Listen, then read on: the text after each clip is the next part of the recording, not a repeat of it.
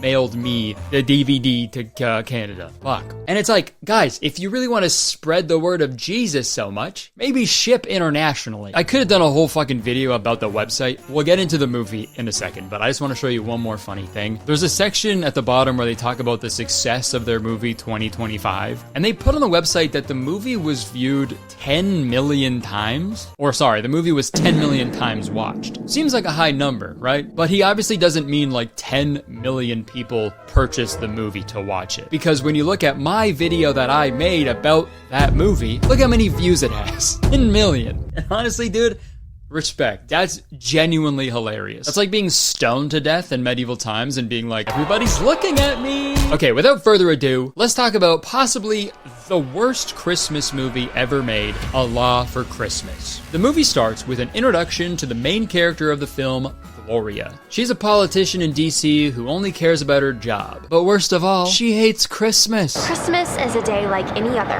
No, it's not! I'm not really sure how high up she is in the government, though. Like, I'm not quite sure if she's just another government employee or if, like, she's the boss. Gloria, boss. Oh, never mind. So Gloria's assistant tells her that there's a new job opening. They have a new position open in the ministry department. And Gloria immediately takes the job without knowing any of the details because It doesn't matter. And the movie spends a lot of time showing the audience how Gloria is just like the worst person ever. She fires a guy for seemingly no reason right before Christmas. I'm so sorry to tell you, but I have to let you go. She then suggests using the money intended for farmers to fund the installation of Wi-Fi in the subway system and then just not tell anybody about it, which I'm pretty sure is a crime, but she somehow convinces everyone that it's okay. You think the farmers are okay with using their money for the subways? They don't need to know. Okay, not bad. We should tell the farmers. No. Okay, not bad. And this is where we get a great cameo. The next person to address the room is Joshua. Thank you for the opportunity to talk with you about the school system. Yo, dude, there's no fucking way, man. Of all things for him to talk about in his 3 seconds of screen time, he's gonna talk about children, dude. Oh my god. All right, guys, I'm here to talk about the elementary school system, the best place to find your wife. Fucking, wow, that's crazy. So Gloria gets the new job. Gloria, you got it. Awesome. But she still doesn't want to know what the position is because she wants it to be a surprise for some reason. I don't really care.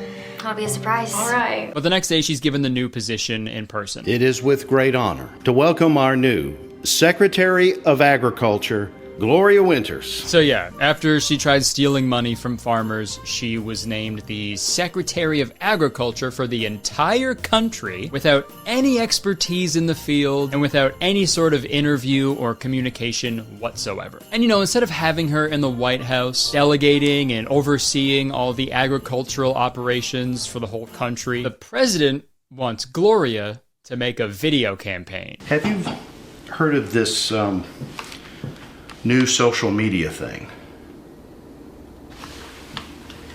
We want to go viral with a campaign highlighting the accomplishments of the administration. I think that's the marketing department's job, but the Secretary of Agriculture is tasked with the job of traveling to small town farms to make a viral video. And it's like, how many fucking Christmas movies have done this premise before? Reluctant businesswoman travels to a small town and learns the true meaning of Christmas. That's been done literally 1 million times. Winter wonderlands weren't her thing until a little Christmas spirit melted her heart. And it's like, if you're gonna make an independent Christmas movie, why not fucking do something different? Like, do something fucking interesting, you know? Do something crazy. But alas, Gloria, her assistant, and some fucking camera guy head out to a small town named Snow Point. And this is when we get the fastest title card ever.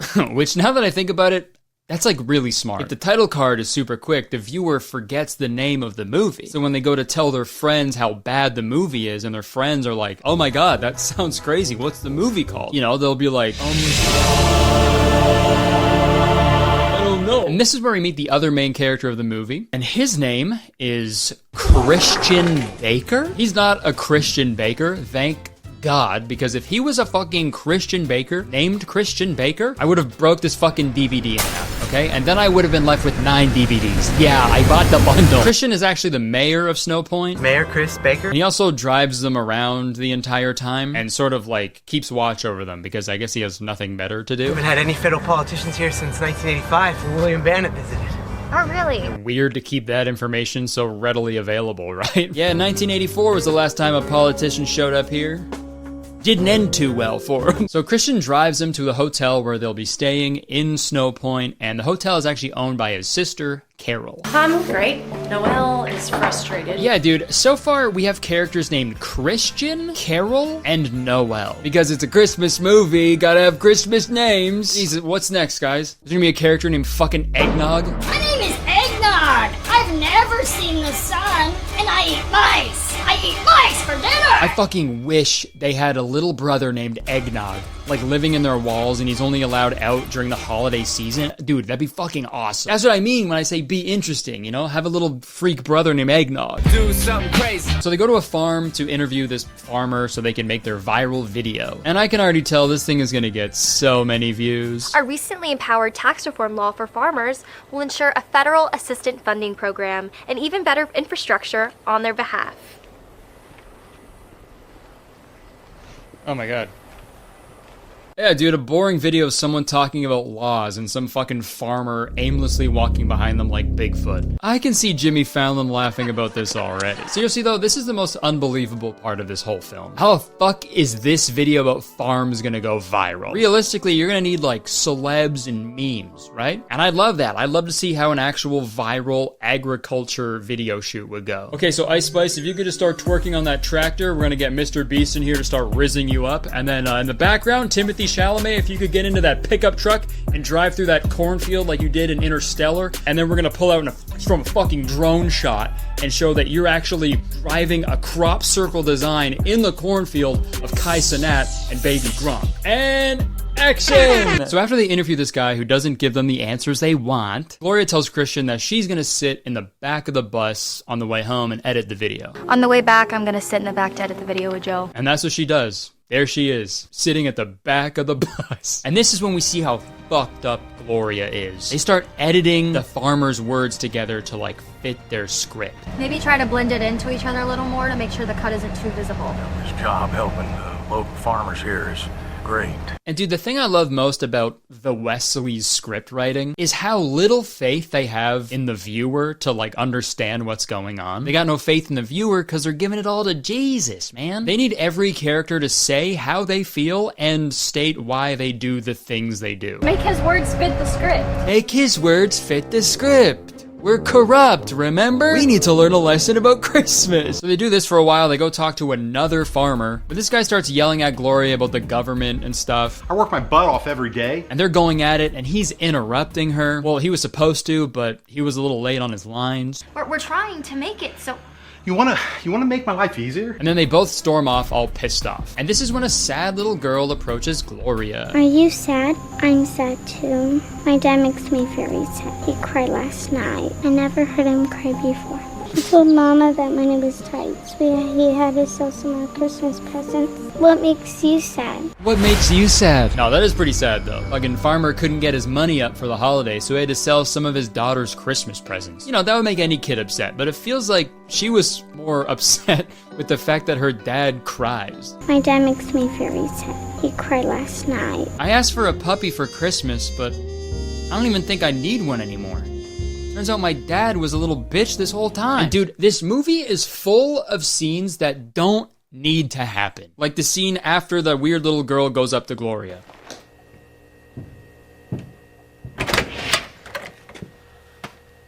Sorry. Thanks for doing this today, though. See you later.